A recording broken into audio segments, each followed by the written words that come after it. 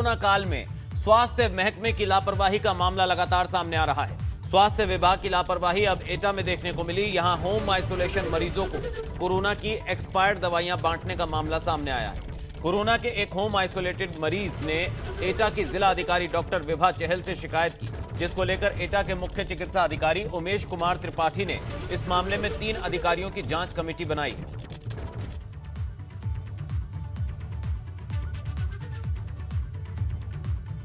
मेरी भी आज सुबह संज्ञान में आया है कि ये कुछ बी कम्प्लेक्स की गोलियां जो है वो एक्सपायर वाली आरआरटी टीम को दी गई थी और आरआरटी टीम ने ही उसको चेक किया है। आरआरटी टीम ने देखा कि इसमें एक्सपायर दवा है तो वो वापस कराई गई तुरंत ही और उसमें जो है तुरंत नई वितरित करी गई। इस संबंध में मैंने अपने यहाँ पे इसको संज्ञान में लेते हुए, क्योंकि मैं फील्ड में था तो मैंने आज इसको संज्ञान में लेते हुए 3 लोगों की 2 ACMO वरिष्ठ और एक वरिष्ठ चिकित्सा अधिकारी हैं, उनकी एक इंक्वायरी टीम बना दी है, इंक्वायरी कमेटी, और वो इंक्वायरी करके मुझे 2 दिन में अवगत करा देगी। वहीं सिद्धार्थनगर में वैक्सीनेशन में हुई लापरवाही की खबर, एबीपी गंगा की खबर दिखाए जाने के बाद उसमें बड़ा असर भी हुआ। सिद्धार्थनगर के सीएमओ ने वैक्सीनेशन में गड़बड़ी के गंभीर मामले में कार्रवाई करते हुए 20 लोगों को वैक्सीन की 2 अलग-अलग डोज लगाने वाली एएनएम को सस्पेंड कर दिया है, जबकि MOIC के तबादले और IO के खिलाफ फाइनेंशियल रिकवरी का आदेश दिया गया है। आपको बता दें कि बुधवार को सिद्धार्थनगर के बड़नी के औदही कला गांव में 20 लोगों को पहली डोज कोविशील्ड तो दूसरी डोज को वैक्सीन की लगाने का मामला सामने आया था, जिसके बाद स्वास्थ्य विभाग में हड़कंप मच गया था और अब एबीपी गंगा की खबर का बड़ा असर हुआ है। लापरवाही के लिए जिम्मेदार लोगों को सस्पेंड किया गया है।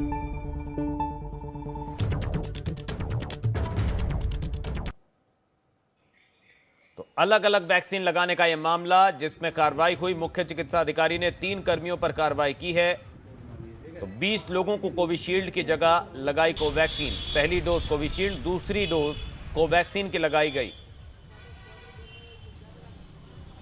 तो IO से फाइनेंशियल रिकवरी के भी आदेश दिए गए हैं। साथ ही 3 लापरवाही को लेकर 3 कर्मियों पर कार्रवाई की गई है, उन्हें सस्पेंड किया गया है।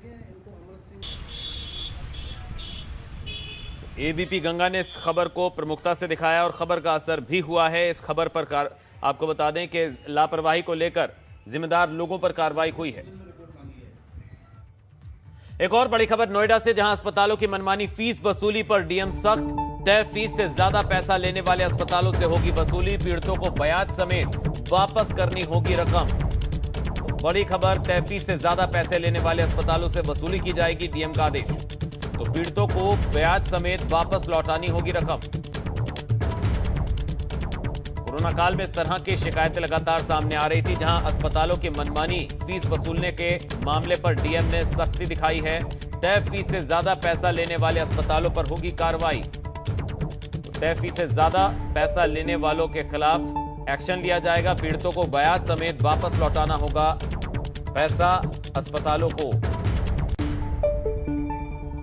बड़ी खबर नोएडा से, जहां जिला अधिकारी का यह आदेश, अस्पतालों की मनमानी फीस वसूली पर डीएम सख्त। तय फीस से ज्यादा पैसा लिया अस्पतालों ने तो उनसे वसूली की जाएगी और पीड़ितों को ब्याज समेत अस्पताल को लौटानी होगी रकम। वहीं कोरोना की वजह से टल चुकी यूपी बोर्ड परीक्षाओं को लेकर इसी हफ्ते फैसला होगा। कोरोना से बने हालात में छात्र छात्राओं के मन में यह सवाल है कि उनकी परीक्षा होगी या नहीं, अगर होगी तो क्या पैटर्न बदलेगा या नहीं। इन सभी अटकलों पर बहुत जल्द लगाम लगने वाली है।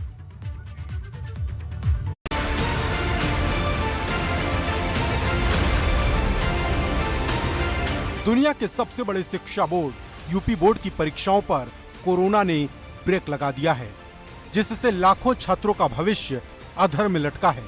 ऐसे में परीक्षाओं के स्वरूप और छात्रों के भविष्य को लेकर जल्द फैसला आने वाला है। माना जा रहा है कि 29 मई को सीएम खुद इस पर फैसला करेंगे। यूपी बोर्ड 10वीं के छात्रों की परीक्षा को लेकर फैसला इसी हफ्ते होना लगभग तय है। फिलहाल उम्मीद यही लगाई जा रही है कि प्रदेश सरकार इन छात्र छात्राओं को बिना परीक्षा ही प्रमोट करने की तैयारी में है। बहरहाल अब यह प्रस्ताव जल्द ही मुख्यमंत्री के सामने रखा जाएगा और उसके बाद ही इस पर अंतिम निर्णय भी होगा। दरअसल 24 अप्रैल से यूपी बोर्ड की परीक्षाएं शुरू होनी थी। कोरोना की वजह से परीक्षाएं स्थगित हुई और 10वीं में 29,94,312 छात्र छात्राएं शामिल होने वाले थे। इंटरमीडिएट में 26,09,501 छात्र छात्राएं परीक्षा की तैयारी में जुटे हैं, जबकि कुल 56 लाख से ज्यादा छात्र छात्राएं परीक्षा में शामिल होने वाले थे। यूपी बोर्ड की हाई स्कूल की परीक्षाओं को प्रमोट करने की ज्यादा संभावनाएं जताई जा रही। माध्यमिक शिक्षा परिषद ने 10वीं के छात्र छात्राओं के छमाही और प्री बोर्ड परीक्षाओं के अंक के साथ ही इनके 9वीं के अंक भी मांगे हैं। कोविड-19 की सिचुएशन को देखते हुए ऑनलाइन क्लासेस ही स्कूल्स में हो पाई हैं और पूरे साल फिजिकल क्लासेस अच्छे से नहीं हो पाई हैं। अब एक बार फिर से कोविड-19 के केसेस बढ़ने लगे हैं, जिसकी वजह से हमारे एग्ज़ाम्स पोस्टपोन हो गए हैं। एग्ज़ाम्स में डिले की वजह से स्टूडेंट्स में मेंटल स्ट्रेस और डिप्रेशन भी हो सकता है। So this is a humble request to all the senior officials to take the decision as early as possible about our future. सबसे ज्यादा असमंजस के हालात इंटरमीडिएट यानी कि 12वीं के छात्रों को लेकर है। इनकी परीक्षा का फैसला केंद्र को लेना है। कोरोना की वजह से छात्रों का पूरा सत्र प्रभावित हो चुका है। ऐसे में परीक्षा पैटर्न और परीक्षा के समय को लेकर छात्रों में कई तरीके के सवाल हैं। जहाँ तक कोविड से पूरी दुनिया त्रस्त है, लेकिन हम सब बच्चों की परेशानी का सबसे बड़ा विषय है एग्ज़ाम की टेंशन कि एग्ज़ाम होंगे, हमारे एग्ज़ाम का सेंटर कहाँ पड़ेगा, कितने विषय का पेपर होगा, पेंटिंग का होगा, कहीं ऑनलाइन परीक्षा तो नहीं होगी। सारे बच्चों के माइंड में सारी टेंशन चल रही है कि सरकार इसका निर्णय कब लेगी, पता नहीं हमारा माइंड कब फ्री होगा। जहां हाई स्कूल के छात्रों के मन में प्रमोट किए जाने के कयास हैं, तो वहीं इंटरमीडिएट के छात्रों के मन में कई सवाल हैं। इसकी बड़ी वजह प्रतियोगी परीक्षाओं में 12वीं के अंक का देखा जाना है। फिर वो मेडिकल की पढ़ाई हो या इंजीनियरिंग की, 12वीं के परिणाम पर ही छात्रों का भविष्य निर्भर करता है। लखनऊ से शैलेश अरोड़ा, एबीपी गंगा। वहीं उन्नाव के फतेहपुर 84 थाना क्षेत्र में एक बोलेरो कार और मोटरसाइकिल में जोरदार टक्कर हो गई, जिससे मोटरसाइकिल सवार और बोलेरो सवार यात्रियों में 5 यात्रियों की मौत हो गई। वहीं 3 यात्रियों के घायल होने की खबर है। हालांकि पुलिस ने अभी जान गंवाने वाले लोगों में 5 लोगों की मृत्यु की पुष्टि कर दी है। मौके पर फतेहपुर 84 थाना क्षेत्र के पुलिस मौजूदा घायलों को सफीपुर सीएचसी इलाज के लिए भर्ती कराने के लिए पहुंची है। बहुत बुरा एक्सीडेंट हुआ है तो वहीं सीतापुर के रेउसा ब्लॉक की ग्राम पंचायत में प्रधानी चुनाव में हारे और जीते प्रत्याशियों के समर्थक आपस में भिड़ गए। कहासुनी बढ़ने पर दोनों पक्षों में ईंट पत्थर चलने लगे, जिसका वीडियो तेजी से वायरल हो रहा है। हमलावरों ने घरों में घुसकर तोड़फोड़ की और गृहस्थी तहस-नहस कर दी। घरों के बाहर खड़ी बाइकें और ट्रैक्टर भी क्षतिग्रस्त कर दिए। हमलावरों ने कई राउंड फायर किए और इस संघर्ष में 7 से 8 लोग जख्मी भी हो गए। हमलावरों के हौसले इतने बुलंद थे कि पुलिस के सामने भी खूनी तांडव होता रहा, तो पुलिस मूक दर्शक बनी, सब देखती रही। मामला थाना इलाके के रंडा कोडर का है और मामले में पुलिस ने 24 लोगों को हिरासत में लिया है और आगे की कार्रवाई की तैयारी की जा रही है।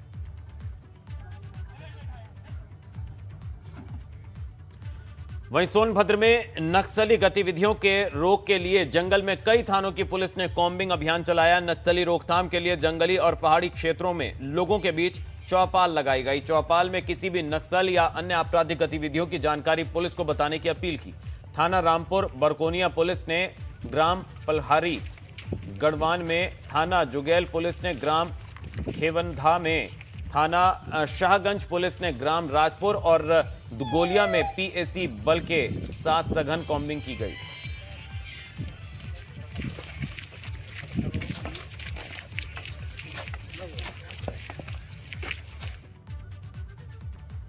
उधर आगरा में घर में परिवारजनों को बंधक बनाकर असलहों के बल पर की गई डकैती के मामले में थाना सिकंदरा पुलिस और क्राइम ब्रांच की टीम ने खुलासा कर दिया और इस घटना का 36 घंटे में सफल अनावरण किया। पुलिस ने मुठभेड़ के दौरान एक शातिर अभियुक्त समेत 7 अभियुक्तों को गिरफ्तार किया और इनके कब्जे से 5,75,000 कैश, लैपटॉप और अन्य सामान भी बरामद किया है। दरअसल 24 मई को पीड़ित रजनीकांत शर्मा ने थाना सिकंदरा में तहरीर दी थी। 4 अज्ञात बदमाशों ने घर खरीदने के नाम पर आए उनके घर में घुसकर जान से मारने की धमकी देकर लूटपाट की, जिसमें 7 लाख, 2 सोने की चेन, मोबाइल, लैपटॉप, पल्सर और सामान लूटकर फरार हो गए। आगरा पुलिस ने इस घटना को गंभीरता से लिया और टीम गठित कर मामले का खुलासा कर दिया। इस घटना के मास्टरमाइंड विपिन समेत 7 बदमाशों को गिरफ्तार किया गया है। थाना सिकंदरा में 24 तारीख को एक दुर्भाग्यपूर्ण घटना हुई, जिसमें डॉक्टर रजनीकांत शर्मा है। इनके घर पर कुछ लोगों के जाने की सूचना मिली। 4 लोग अंदर आए, इनके लोगों को बांधा उन्होंने, मारा पीटा थोड़ा बहुत, और उसके बाद वहाँ से सामान ले गए। ये हमारे उसमें अलग अलग काम के लिए अलग अलग टीमें निर्धारित की हैं। जैसे एक टीम जाएगी जो घटनास्थल का संरक्षण करेगी, सुरक्षित करेगी, दूसरी टीम सर्वेलेंस का काम करेगी, तीसरी टीम मौके में इंट्रोगेशन करेगी, वादी प्रतिवादी लोगों के साथ वहाँ डिटेल आसपास जानकारी निकालेगी। वहीं अयोध्या की धार्मिकता को प्रदर्शित करने के लिए योगी सरकार फ्लाईओवर की दीवारों और सड़कों के किनारे वॉल पेंटिंग कर रही है और इन पर पेंटिंग में भगवान राम के जीवन चरित्र से लेकर अयोध्या के महात्मा और अन्य देवी देवताओं को प्रदर्शित किया जा रहा है। लेकिन पेंटिंग के लिए चुने गए स्थानों को लेकर पहले अयोध्या के साधु संतों ने इसका विरोध करना शुरू कर दिया। दरअसल साधु संतों ने आवाज उठाई कि जहां गंदगी और कीचड़ है वहां पर देवी देवताओं के चित्रों की वॉल पेंटिंग ना कराई जाए, क्योंकि वहां लोग गंदगी करते हैं। वॉल पेंटिंग के लिए ऐसे स्थानों का चयन किया जाए जो ऊंचाई पर हों और किसी भी तरह की गंदगी से दूर रहें। हालांकि साधु संतों ने इस तरह की धार्मिकता पर आधारित वॉल पेंटिंग्स का स्वागत किया, लेकिन साथ ही अपनी आपत्तियां भी दर्ज करा दी हैं। वहीं समाजवादी पार्टी के पूर्व विधायक और सपा सरकार में राज्य मंत्री रहे तेज नारायण पांडे और पवन पांडे ने साधु संतों की आपत्ति के बहाने इस तरह के पेंटिंग्स को सीधे सीधे भगवान का अपमान बता दिया और इसी बहाने सूबे के यूपी सरकार पर भी निशाना साधा। मर्यादा पुरुषोत्तम भगवान श्री राम राष्ट्र की आत्मा है, हम सभी भारतीयों के वह प्राण हैं, तो इसलिए कोई भी चित्रकारी जो भी हो वो सम्मानजनक तरीके से होनी चाहिए। ऐसे जगह पर ना हो कि जैसे लोग दीवारों पर कर दिए वहाँ लोग थूक रहे हैं, पेशाब कर रहे हैं, तो इस तरह से जो है ऐसे जगहों पर चित्रकारी ना हो। बाकी अगर जो है कहीं सम्मानित जो है तो दीवारों पर या इस तरह से कहीं ऐसा हो रहा है तो उसमें कोई वो नहीं है, इससे लोगों की आस्था बढ़ती है। वहीं उत्तर प्रदेश में भाजपा केंद्र सरकार के 7 साल के कामकाज को लेकर प्रदेश के 20,000 गांव में जाने की तैयारी में। मोदी सरकार के 7 साल के कामकाज के अलावा जनप्रतिनिधि और पदाधिकारी गांव-गांव में जनता के बीच कोरोना संकट में सेवा कार्य करेंगे। इसके अलावा पार्टी की तरफ से रक्तदान शिविर भी लगाए जाएंगे। हालांकि माना जा रहा है कि इसके जरिए बीजेपी की तैयारी आने वाले जिला पंचायत अध्यक्ष और ब्लॉक प्रमुख चुनाव के लिए पार्टी के उम्मीदवारों के पक्ष में जमीन तैयार करना भी है। इसके तहत पार्टी के विधायक, सांसद, बड़े पदाधिकारी 27 मई से लेकर 29 मई तक सेवा कार्य करेंगे।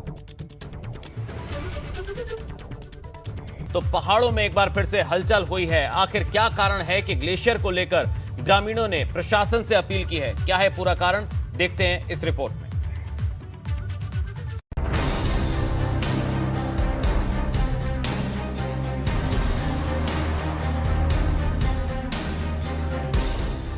इन पहाड़ों में ये हलचल क्यों हो रही है?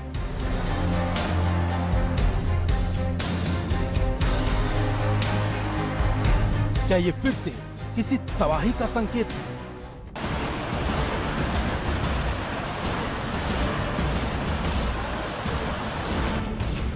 आखिरकार पहाड़ों में आई दरार के पीछे क्या वजह है?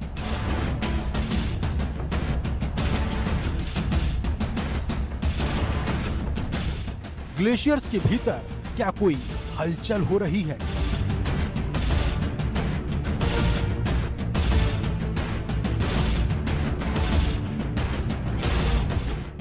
आसमान चूमते इन पहाड़ों पर ये कैसी हलचल है?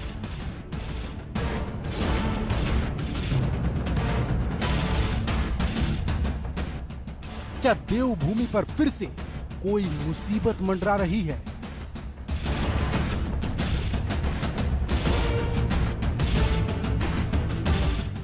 ये मुसीबत आखिरकार किसी को नजर क्यों नहीं आ रही है?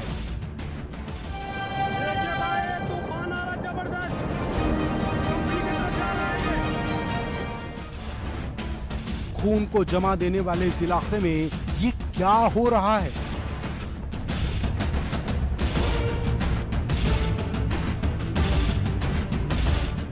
क्या ये आने वाले दिनों में किसी अनहोनी का संकेत है?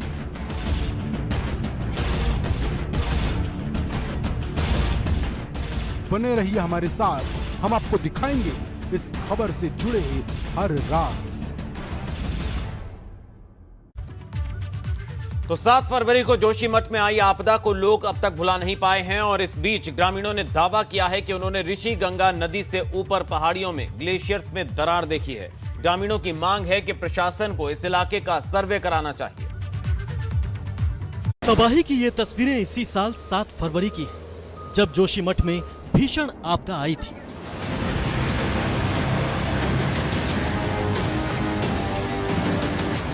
हर तरफ बर्बादी का मंजर दिखाई दे रहा था। जिस किसी ने बर्बादी के इस मंजर को अपनी आंखों से देखा, उसके दिलों में आज तक खौफ है।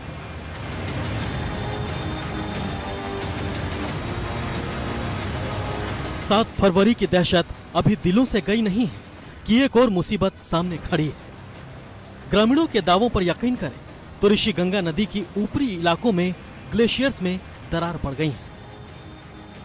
दरअसल ग्रामीणों की एक टोली ऋषि नदी के ऊपर की पहाड़ियों पर मुआयना करने गई थी। लोगों का आरोप है कि उन्होंने वहां पर ग्लेशियर्स में दरारें देखी है। आशंका है कि अगर फिर से कोई ग्लेशियर टूटा तो बड़ी तबाही हो सकती है। लोगों की तरफ से प्रशासन से मांग की गई है कि इस इलाके की रेगुलर मॉनिटरिंग होनी चाहिए ताकि समय रहते उन्हें आपदा की जानकारी मिल सके। 7 फरवरी को भी ऋषि गंगा नदी के ऊपर की पहाड़ियों पर ग्लेशियर टूटा था, जिससे ऋषि गंगा नदी में उफान आ गया था। पहाड़ के साथ मलबा तेजी की तरफ निचले इलाकों की तरफ बढ़ा था, जिससे रेणी गांव के पास बना पावर हाउस और तपोवन में बना पावर हाउस तबाह हो गया था। इस त्रासदी में 200 से ज्यादा लोगों की जान गई, जिसमें से अभी भी 100 से ज्यादा लोग लापता हैं। एबीपी गंगा के लिए जोशीमठ से रणजीत रावत की रिपोर्ट। वहीं योग गुरु बाबा रामदेव और आईएमए के बीच विवाद पर आचार्य बालकृष्ण से बात की हमारे सहयोगी पंकज राणा ने।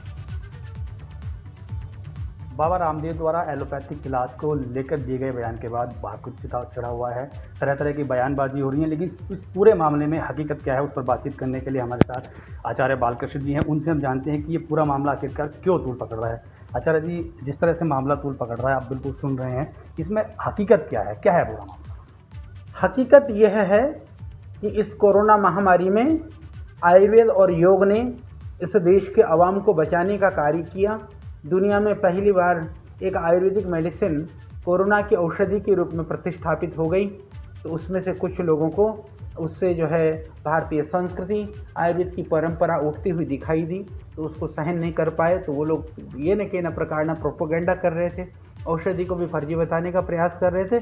श्रीदेव स्वामी जी ने कहा कि इतने सारे चिकित्सकों की मृत्यु हुई है, सब तरह से प्रिकॉशन लेने के बाद में भी, तो इसके पीछे उनकी भावना पीड़ा को व्यक्त करने की थी। उसको आधार बना के उन्होंने कहा कि स्वामी जी ने अपमान किया, अपमान नहीं किया मेरे भाई। स्वामी जी ने कहा कि अब समय आ गया है कि सारी पैथियाँ मिल करके इंटीग्रेटेड सिस्टम बना करके हमको काम करना चाहिए, क्योंकि चिकित्सा का लक्ष्य रोगी को ठीक करना, यही लक्ष्य होना चाहिए, पैथी लक्ष्य नहीं होना चाहिए। चलिए जी, फिर 1000 करोड़ की जो मनहानि का वो नोटिस दिया गया, दावा किया गया, फिर वो क्या है, उसमें किस तरह से? ये उनसे पूछिए, क्योंकि लोग क्यों इस तरह से उतावले हो रहे हैं, क्यों उनको वो हो रही है बेचैनी, तो जो भी वो कर रहे हैं उनका समय पर सटीक उनको। इसी बीच एक बड़ी खबर प्रयागराज से, यूपी लोक सेवा आयोग से जुड़ी है बड़ी खबर। चिकित्सा एवं स्वास्थ्य सेवा विभाग में भर्ती के लिए आवेदन शुरू। तो चिकित्सा अधिकारी ग्रेड 2 के लिए 3620 पदों के लिए आवेदन। 28 जून तक ऑनलाइन आवेदन करने की आखिरी तारीख। 25 जून बैंक में ऑनलाइन आवेदन शुल्क जमा करने की अंतिम तारीख। तो ये बड़ी खबर प्रयागराज से, यूपी लोक सेवा आयोग से जुड़ी है बड़ी खबर। चिकित्सा एवं स्वास्थ्य सेवा विभाग में भर्ती के लिए आवेदन शुरू हो गए हैं। चिकित्सा अधिकारी ग्रेड 2 के लिए 3620 पदों के लिए आवेदन। 28 जून तक ऑनलाइन आवेदन करने की आखिरी तारीख और 25 जून बैंक में ऑनलाइन आवेदन शुल्क जमा करने की आखिरी तारीख।